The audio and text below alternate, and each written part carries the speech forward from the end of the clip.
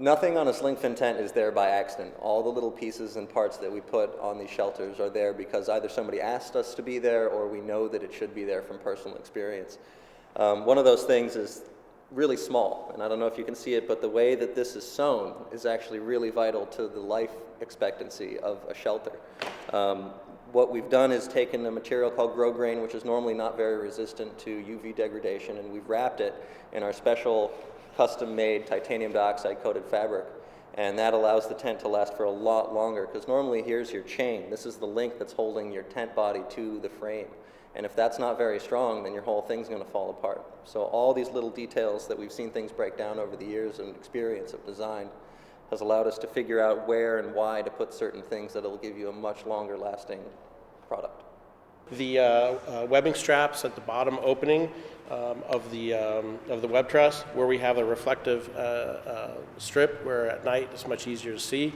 This way at night with a continuous pole sleeves, you can just slide all the poles in, and the fabric hubs here help guide the poles, so it's very, very, very easy to set up. You can set up this tent by yourself in just a couple of minutes. Tying down a tent at high altitude is really important. So on a SlingFin tent, everywhere you see a tie down like this, it's going to be triple stitched across and past the material itself. Here's a tie down on the side of the hard shell tent. It's sewn through with a triple stitch that goes past the material on both sides, so it's extra strong.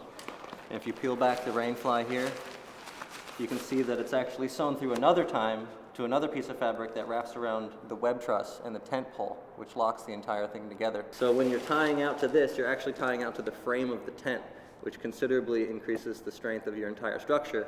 Whereas if you were just pulling on the rainfly, you'd be pulling on a bag wrapped around a cage. This way you're pulling on the cage too, and it allows you to have a lot more strength. If you do that evenly throughout the perimeter of the tent, you're going to be sitting pretty for the rest of the night.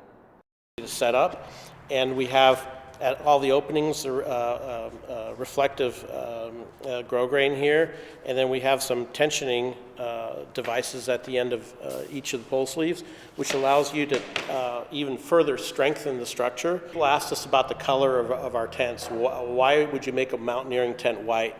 And the orange is obvious. You can find your tent.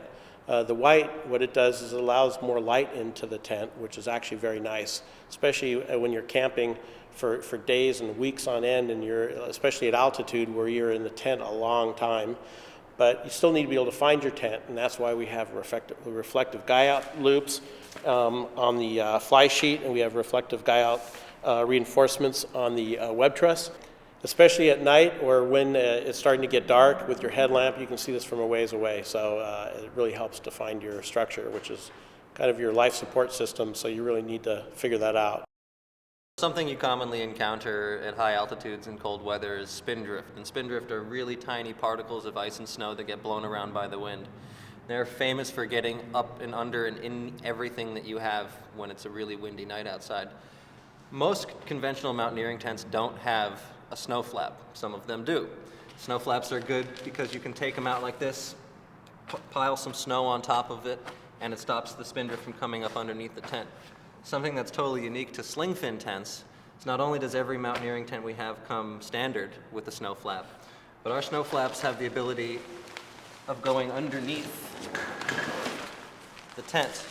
So there's a little black ring that hooks into a hammerhead, and that clips underneath the bottom of the tent, which essentially seals off the perimeter of the skirt all the way around.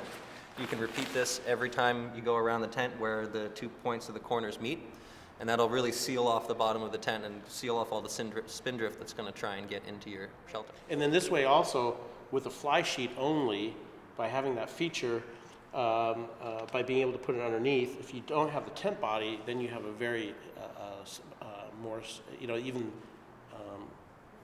it's very secure even without the tent body. Normally when spindrift comes in, the tent body will deal with whatever it does come in. Here, if you did want to save some weight and you want to leave the tent body behind, this way at least you would have that option because you can seal it up a lot more. Conventional tent flies stop here, allowing spindrift to come up underneath. Slightly more developed tent flies have snow flaps that come down like this that you can close off. And the ultimate SlingFin design has a closure system that meets this bottom piece. Something like that.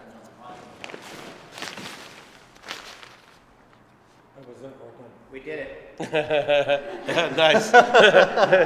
Nice. All right. Caught me off guard. Next.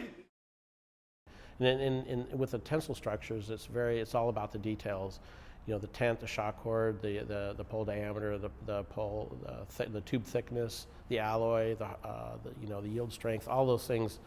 You know, every one of those details, when it's very, very windy and the conditions are very serious, all those little details count, and it's very easy to try and save money, or trying to use the wrong stitch, or use the wrong stitch length, or use fabrics that aren't calendared properly. It's very enticing to save, you know, a little bit of money here and there, but if you want to make a product that really lasts and works when you need it the most, you know, that you need to go to that extra length and worry about those details.